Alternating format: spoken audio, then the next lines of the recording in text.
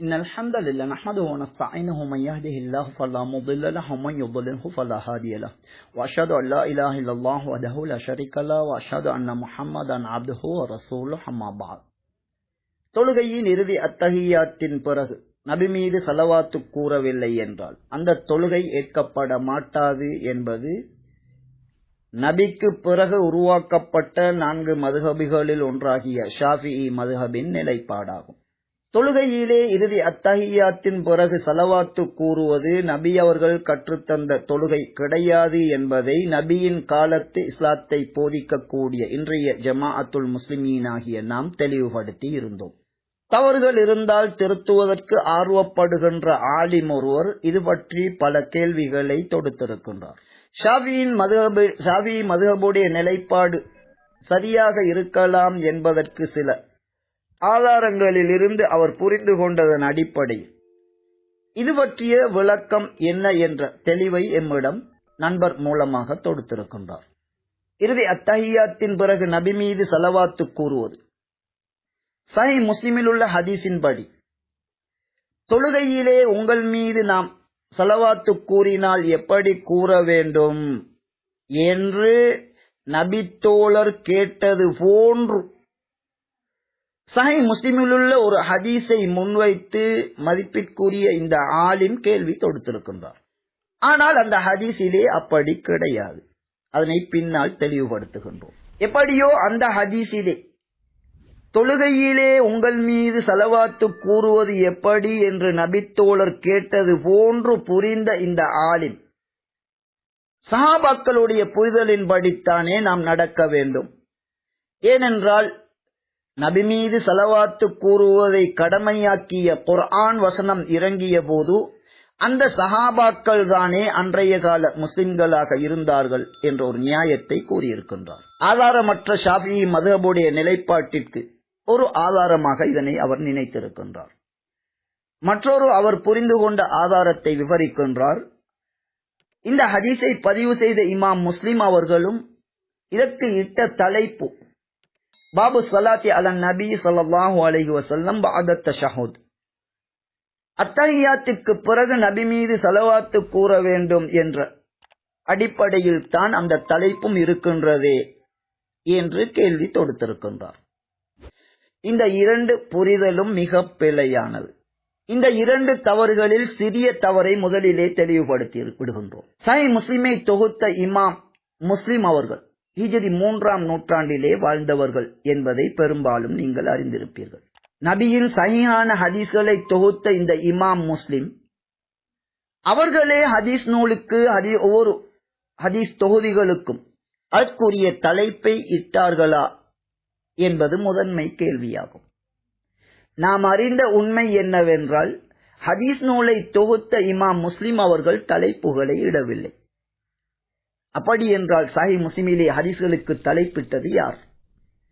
மிகச் சிறந்த சஹீஹ் முஸ்லிமுக்கு விளக்க உரையை தந்த மிகப்பெரிய இமாம் நவவி அவர்கள் இருந்தாலும் மதுஹப் தாம் சார்ந்த மதுஹபை காப்பாற்றுகின்ற நியாயப்படுத்துகின்ற ஒரு நோய் முஸ்லிம்களின் அறிஞர்களிடம் ஒருபோதும் இருக்கக்கூடாத மிக மோசமான ஒரு நோய் இவரிலும் ஓரளவு காணப்பட்டிருக்கின்றது. எனவே இமாம் நவவி அவர்கள் சஹீஹ் முஸ்லிமுக்கு தலைப்பிட்டார்களே ஒழிய இமாம் முஸ்லிம் கூட இப்படி தலைப்பிடவில்லை. முதலாவது விடயம், அப்படி தலைப்பிட்டிருந்தால் கூட அதன் கீழ் பதிவு செய்யப்பட்டுள்ள ஹதீஸிலே அத்தஹியாத்திற்கு பிறகு நபி மீது ஸலவாத்து கூறினார்கள் என்று அங்கே கிடையாது. தொழுகையிலே ஸலவாத்து கூறுவது பற்றியாவது அந்த சஹாபி கேள்வி தொடுத்தார்களா? அதுவும் கிடையாது. ஸலவாத் எங்கே கூறப்பட வேண்டும் என்பதல்ல கேள்வி, எப்படி ஸலவாத்து கூற வேண்டும் என்பதுதான் கேள்வி. ஒட்டுமொத்தத்தில் சஹீஹ் முஸ்லிமிலே இடப்பட்டிருக்கின்ற தலைப்பை முன்வைத்து இமாம் முஸ்லிம் அவர்கள் அதனை தலைப்பிட்டதாக ஒரு பிழையான எண்ணத்தின் அடிப்படையில் ஷாஃபிஈ மதுஹபுடைய இந்த தீர்ப்பு சரி என புரிந்து கொள்ளப்பட்டுள்ளது. இது மிக பிழையானதாகும்.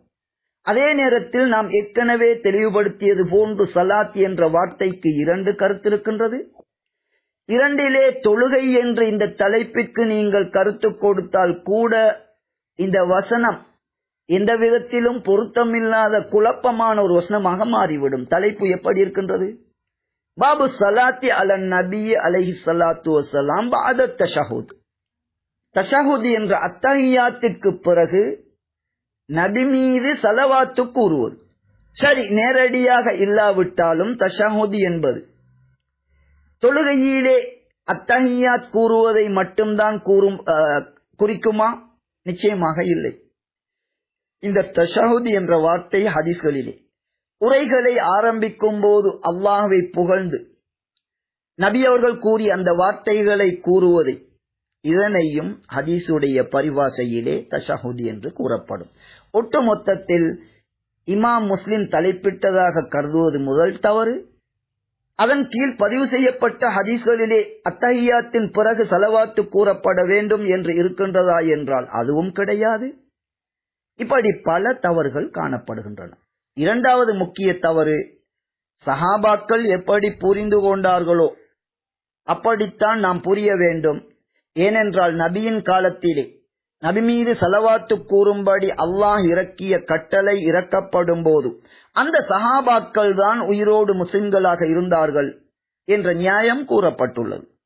கேள்வி என்னவென்றால், ஒட்டுமொத்த சஹாபாக்களும் நபி மீது ஸலவாத்து கூறுகின்ற வசனத்தை தொழுகையின் இறுதி அத்தஹியாத்தின் பிறகு அதனை கூறாவிட்டால் தொழுகை கிடையாது என சஹாபாக்கள் புரிந்து கொண்டார்களா? மிக விரிவான பல விடயங்களை சொல்லி தெளிவுபடுத்த முடியும். சுருக்கமாக இருக்க வேண்டும் என்பதால் இந்த ஒரே கேள்வியை கொண்டு போதுமாக்கிக் கொள்ளுகின்றோம். ஆயிரக்கணக்கான சஹாபாக்கள் இருந்த நிலையில் ஷாஃபிஈ மதுஹபின் ஆதாரமில்லாத பிழையான தீர்ப்பை போன்று ஒவ்வொரு சஹாபியும் இறுதி அத்தஹியாத்தின் பிறகு நபி மீது ஸலவாத்து கூறுவது தொழுகை முறைமை என்று நம்பினார்களா? அந்த ஸலவாத்து கூறாவிட்டால் தொழுகை கிடையாது என கூறினார்களா? உண்மையை புரிந்து கொள்வதற்கு பணிவான முறையில் சவால் அமைப்பிலே ஒரு விடயத்தை தெளிவுபடுத்துகின்றோம். ஆயிரக்கணக்கான சஹாபாக்களுக்கு மத்தியில் ஒரு 10 சஹாபி ஷாஃபிஈ மதுஹபின் ஃபத்வாவை உண்மைப்படுத்தி இறுதி அத்தஹியாத்தின் பிறகு நபி மீது ஸலவாத்து கூறாவிட்டால் அந்த தொழுகை ஏற்கப்பட மாட்டாது என்பதற்கான ஆதாரம் உலகில் உள்ள ஒட்டுமொத்த அறிஞர்களும் ஒன்று சேர்ந்து முடியுமானால் அதனை முன்வைக்குமாறு நபியை பின்பற்ற வருமாறு அழைக்கின்ற இன்றைய கால ஜமாஅத்துல் முஸ்லிமீன் சார்பாக மிக பணிவாக உண்மையை தெரிந்து கொள்ளும் நோக்கத்திலே தவறிருந்தால் திருத்தும் எண்ணத்தோடு இந்த கோரிக்கையை முன்வைக்கின்றோம். எனவே இந்த ஆலிமுக்கு நாம் செய்கின்ற உபதேசம், ஷாஃபிஈ மதுஹபின் பெயரால் மனிதன் என்ற ரீதியிலும் கூட அந்த மதுஹபிலே பல்வேறு தவறான தீர்ப்புகள் இருக்கின்றன. நபியை பின்பற்றுவது மட்டும்தான் கடமை என்பதை இமாம் ஷாஃபிஈ அவர்கள் தனித்து கூறவில்லை. இது ஒட்டுமொத்த முஸ்லிம்களுடைய அறிஞர்களின் ஏகோபித்த முடிவு என்று இமாம் ஷாஃபிஈ அவர்கள் மிக தெளிவாக எழுதுகின்றார்கள்.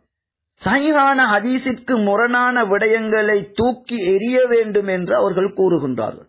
சஹீஹான ஹதீஸை அறிந்ததன் பிறகு அதனை பின்பற்றாமல் இருக்கின்ற ஒருவர் அவர் வேதம் கொடுக்கப்பட்டவர்களில் அறிஞர்கள் போன்றுதான் அவர் இருப்பார் என்ற கருத்தை இமாம் ஷாஃபிஈ அவர்கள் கூறியிருக்கின்றார்கள். ஒட்டுமொத்தத்தில் இறுதி அத்தஹியாத்தின் பிறகு நபி மீது ஸலவாத்து கூறுவதை கடமை என்பதை சஹாபாக்கள் அப்படி புரிந்து கொள்ளவில்லை.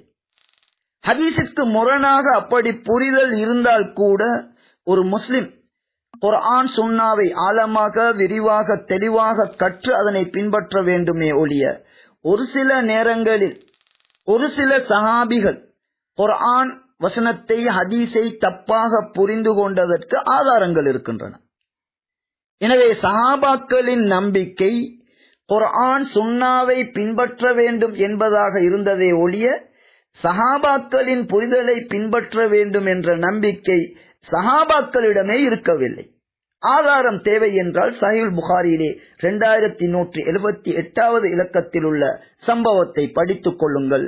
எனவே குர்ஆன் சுன்னா ஒளியில் தொழுகையிலே நபி மீது ஸலவாத்து கூறுவது எந்த ஒரு குர்ஆன் வசனத்திலும் கிடையாது, எந்த ஹதீஸிலும் கிடையாது. தொழுகையிலே அதனை கடமையாக்குகின்ற ஷாஃபிஈ மதுஹபுடைய நிலைப்பாடு, வஹியை பின்பற்றுகின்ற ஒவ்வொரு முஸ்லிமும் ஷாஃபிஈ மதுஹபுடைய அந்த ஃபத்வாவை முற்றாக நிராகரிக்க வேண்டும்.